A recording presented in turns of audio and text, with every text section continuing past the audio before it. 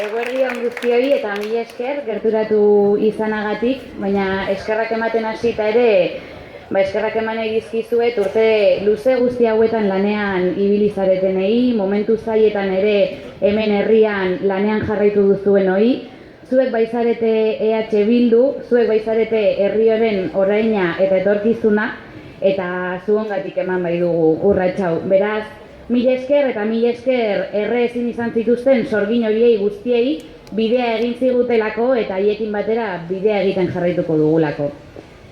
Eta, batek baina gehiagok galdetu izan du zerrendak ikusterakoan Oiana Etxebarrieta Hondarribiarra, norrote da hori, ez dugu ezagutzen. Eta aurkezpen txiki batekin hasi nahi dut. Ni hemen jaioa naiz, aita bizkaitarra eta ama frantsesa izan arren. Hondarribin hazia izan naiz. Hemengoan nintzela onartu izan dut eta urrats txiki bat eman nuen arte, edo onartu izan dutenik urrats txiki bat eman nuen arte.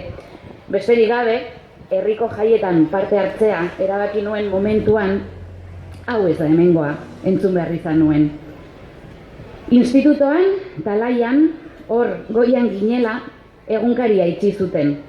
Eta dirubilketa bat abiatu zutenetako bat naiz ni. 50 euro inguru bildu genituen, garaian guretzako lorpen handia. Eta eserialdia ere egin genuen, hor goian, imagina dezakezue zenbat trafiko moztu genuen. Optimista izan da 10 lagun inguru egon ginen eserita. Institutora Irunera joatea erabaki nuen. Pixka bat itota sentitzen nintzen hemen, agian baten bati ezaguna egingo zaio hori. Eta bertan ikasle mugimenduan hasi nintzen, eta gezurra dirudien arren, euskara berreskuratu nuen eguneroko hizkuntza bezala. Eta urte horretan, alarde mistoko jendea Irunen ezagutzeko aukera izan nuen, edo behintzat argi alarde mistokoa zela esaten zuen jendea. Eta hi esker, bide bat zabaldu nuen, ez? Eta kale nagusian nengoelarik, lehen urtez plastiko beltzak jartzea pentsatu zuten urte horretan, nire aurrean ez jartzeko eskatu nuen. Hurrengo urtean jaizkiolen ateratzea asko zerrexago izango zela pentsatu nuen, eta bertan nago garaitik. Eta urte horretan bertan ere bai ezagutu nuen Zabalaren kasua. Batzuetan gezurra dirudi zure herrian gertatutakoa ez ezagutzeko daukagun kapazitatea, ez? Eta horrelako urrats txikiek eraman ninduten, Josu Zabalaren egoera ere bai ezagutzera. Unian kazetaritza ikastera joan nintzen, eta bertan ikasle mugimenduan sartu buru belarri. Bologna prozesuaren kontrako borrokak, hezkidetza hau da guztiontzako hezkuntza baten aldeko borrokan murgilduta ibili nintzen, beste askorekin batera. Eta behin hori amaituta, Hondarribiara bizitzera itzultzea erabaki nuen, bikotearekin batera, eta hemen hilabete gutxi genera matzanean bikotea atxilotu egin zuten, gure etxean, eta horrek Madrileko bisitak, torturak, preso politiko baten bikotekidea zer den ezagutzera eraman ninduen. Eta zergatik kontatzen dizuet hau guztia.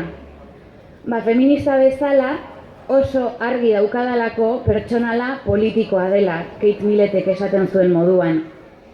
Eta dinosauroak non dauden ikusten hasi nintzelako, eta dinosauro horiek guztiak mugitzen hasi nintzelako, pertsonadetik politikora. Eta orduan, hemengo ez nintzela esaten zidatelako, kulturanistasunaren alde eta guztiontzako herri baten alde lan egiten hasi nintzen, euskara, euskal kultura, euskal kazetaritza baloratu, kontsumitu eta erabiltzen hasi nintzen. Feminismora hurbildu nintzen ere bai, Irungo Bilgune Feministako taldean, ikasleen eskubideen alde, hezkuntzaren garrantzia eta partaide guztien arteko komunikazioan lanean jarraitu nuen. 36an jaio zen 78ko erregimena borrokatu eta frankismoaren kunetetatik pertsonak ateratzeko lanean jarraitu nuen. Biktima guztien erreparazioa, justizia eta aitortza aldarrikatuz.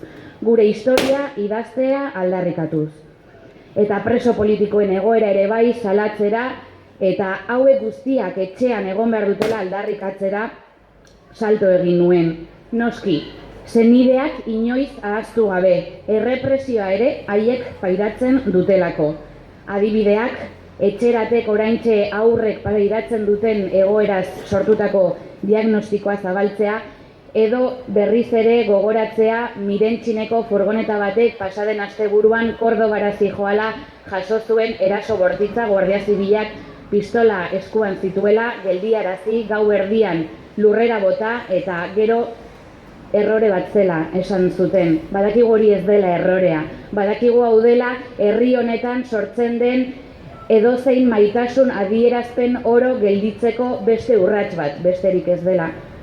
Eta horregatik guztiagatik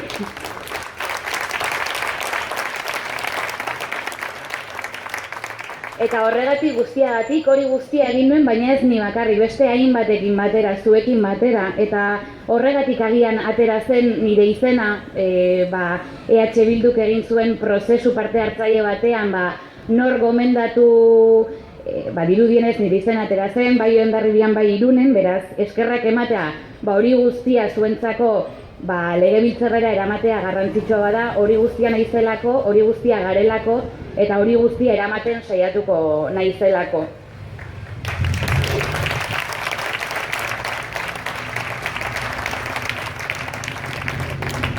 Eta hori guztia da naizena, hori guztia da zuek egin nauzuena, hori guztia da eraman nahi dudana, eta esan bezala zuek guztiak eramango zaituztet nirekin batera.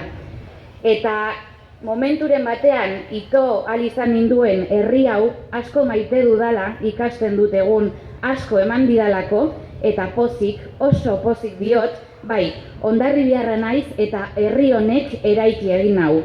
Eta irailaren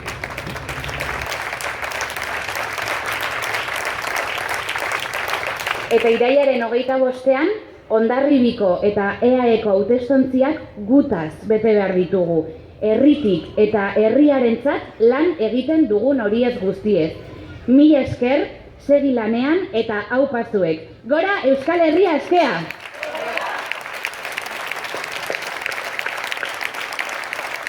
Eta, orain niretzako ohore bada eta benetan plazer handia Igor Ortega aurkeztea eta zerrendakidea izateaz gain erreferentzia izan den hori, zoi aurkeztea.